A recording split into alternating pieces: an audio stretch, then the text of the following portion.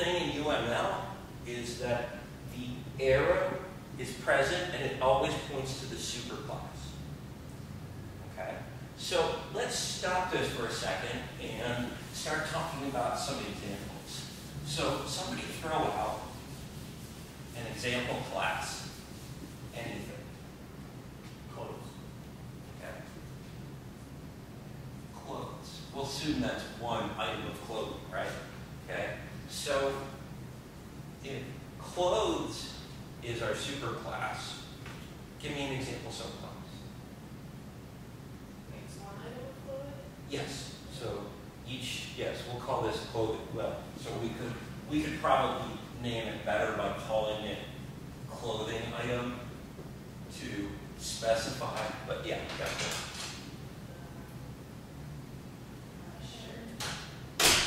Okay, so we can have a subclass called shirt. Okay. Well, give me an example attribute of clothing. Color. Okay. Now let's try our rule here. Okay. If a shirt has a color, or I'm sorry, if a clothing item has a color, does a shirt have a color? Absolutely. Okay. Now we got to try our test. Is a shirt a kind of clothing item? Okay. Now, could we go further? Can we extend this to multiple levels? Oh, so we definitely have inheritance here. We passed our test. Can we go further, though? Can we create a new subclass of shirt? Sure. Give me an example. Long sleeve. Okay. Long sleeve shirt. Okay, and we can definitely have more than one subclass. But let's go ahead and test these out. Okay. Is a long sleeve shirt a kind of shirt? Okay. Now, we can definitely say that this satisfies our inheritance requirement.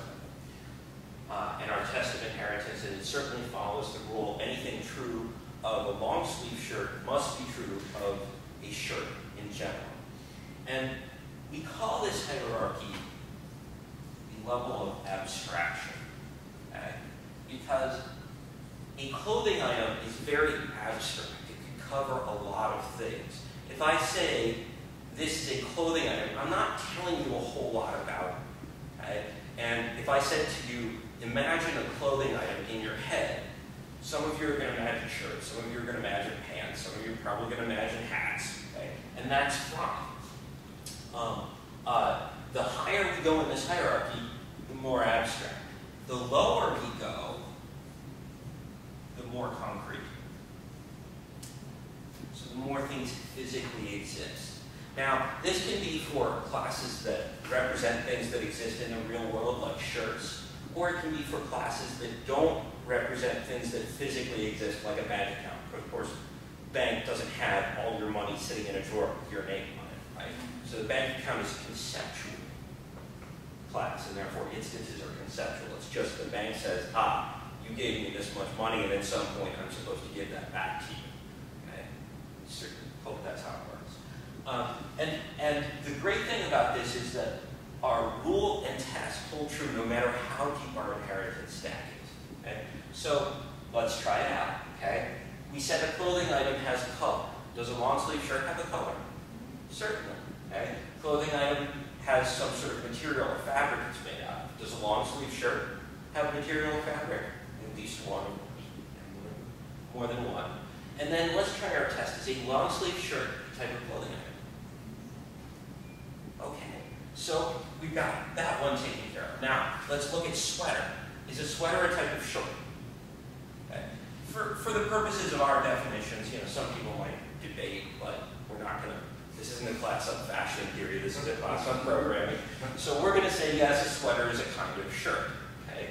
So does a sweater have a color? Okay. Yes. Does a sweater have a material or fabric it's made out of?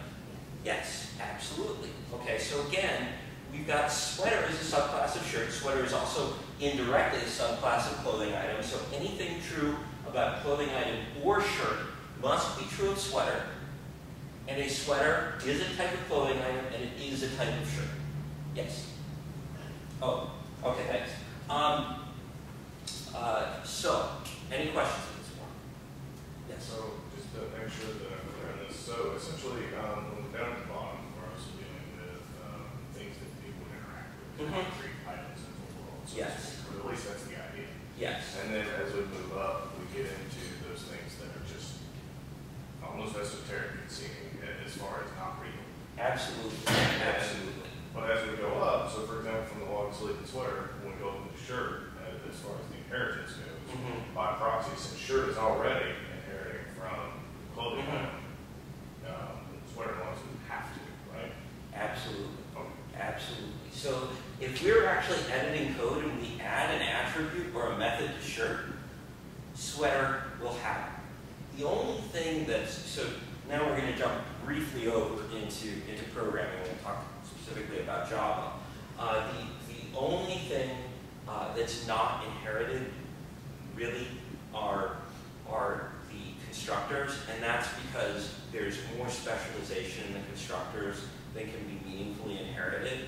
Okay, that's not necessarily going to be true of all languages. Some languages are different. Another thing about Java is that Java does not allow you to do multiple inheritance. Now, hierarchical multiple inheritance, where you inherit from more than one parent because your superclass is a subclass of some other class, that's okay. But in C++, we can actually have multiple inheritance. For example, this is a rare example of good use of multiple inheritance. If we have an object called metal, and we have a class called metal and a class called door, we can have a specialized subclass that is a metal door. So metal is going to have, let's say, a melting point, and a door is going to have a handle. And in C++, the metal door will have both a melting point and a handle. In Java, you cannot do this. Java has certain tools to get around this a little bit. We have what are called interfaces. Interfaces have a special relationship to inheritance, and they're very useful and very cool, but the most important thing right now is not to worry about inheritance, to worry about interfaces, but to worry about inheritance, okay? We'll cover interfaces when we get to polymorphism, but what you say is absolutely true. Now, I am going to take one step back from that and tell you that not every hierarchy is quite this abstract to concrete. Okay? In this world, let's say this was a video game, okay? Or, I don't know, a clothing simulator. I don't know what that would be, but whatever.